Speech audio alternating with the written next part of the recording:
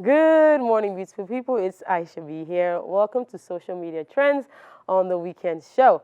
All right, let's get started. I'm excited to be here this morning. Our song of the week is no other than Kiss Daniel featuring Davido on Twe Twe. Check it out. All right, going on to our first story for today. We have a lot of things concerning us here in Nigeria that are quite serious here this morning. As you know, President Tinubu has called on for Nigerians to pledge or to recite the Nigerian pledge after you recite the national anthem. Nigerians took to social media to be very surprised at this because most of us don't usually recite the pledge, and how many of us know the pledge? But of course, I am a truthful Nigerian, a true patriotic one. I know the second stanza of the Nigerian pledge. All right, let's get some comments that went by with this particular comment. He went on to say from a particular Twitter user with Ewatomic, she says, "You can't pledge with an empty stomach. When the country is working, it becomes joyful to sing the national anthems." From Commander underscore Tom, he says, "Always facing the irrelevant things and issues, people are suffering, and it's anthem you are bothered about. Is that why you were elected as the president?" All right, another comment here from the federal government is, of course, the fact that they're going to regulate social media. Chief of Army of Staff from the president's cabinet mentioned that there will be social media regulations coming up. As you know, about 2 years ago, we did have a Twitter ban here in Nigeria. So we're not sure what the federal government is going to do this time when they say social media regulations. We have some comments here whereby you have Godwin Frez who says, "Normal Yoruba concept, they won't bring elder concept here." Shelley Benson says, "Go and regulate rents, salaries, wages, etc., and leave the one thing that at least allows people to be sane in this terrible dispensation."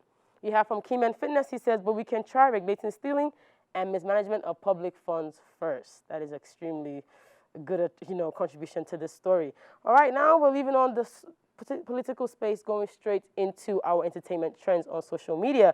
If you're not aware of Vicky James, aka Victoria James, who just got married or had a long week of marriageal traditional ceremonies. She'll be getting married with her white wedding today, Saturday, February 9th, or like I say 10th. Yeah, today's 10th.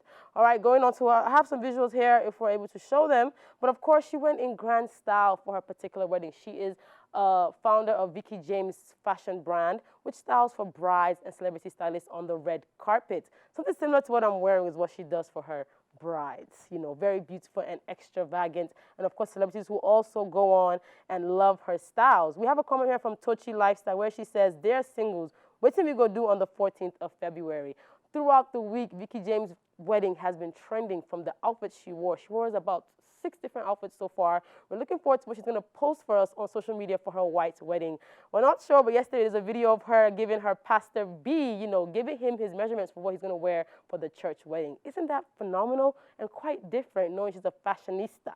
We have from Obianuju Priscilla where she says, "Bless them. My fellow trees, all roads lead to the forest." Another comment here is from Exquisite Look. She says, "Oh my God, Vicky 8, man, the main bride. Why wouldn't blue be glued to your screen?"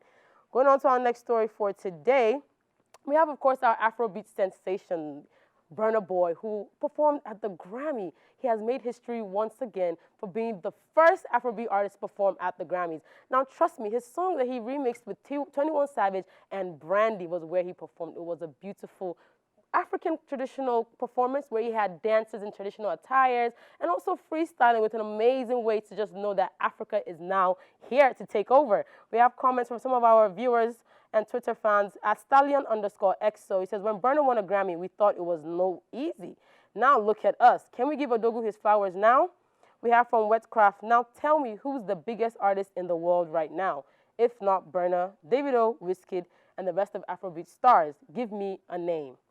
Comments here again from Precious underscore NG. He says, "Well, Burna is #1, impact for eternity, the face of African music globally." Then you have Onyx Sirius. "Burna is miles ahead. See the way he prompted our culture. Give us his flowers." Yes, yes, yes. All right, going on to our next story. We have, of course, Davido, who did not win his Grammy. He was nominated for the African category for Best Solo Album, but sadly, he did not take this win, and many Nigerians did not take that lightly. All over Instagram and Twitter after the 66th Grammy Awards, there were so many complaints of how come he couldn't take the Grammy home. Could it be his style of music? Could it be his taste?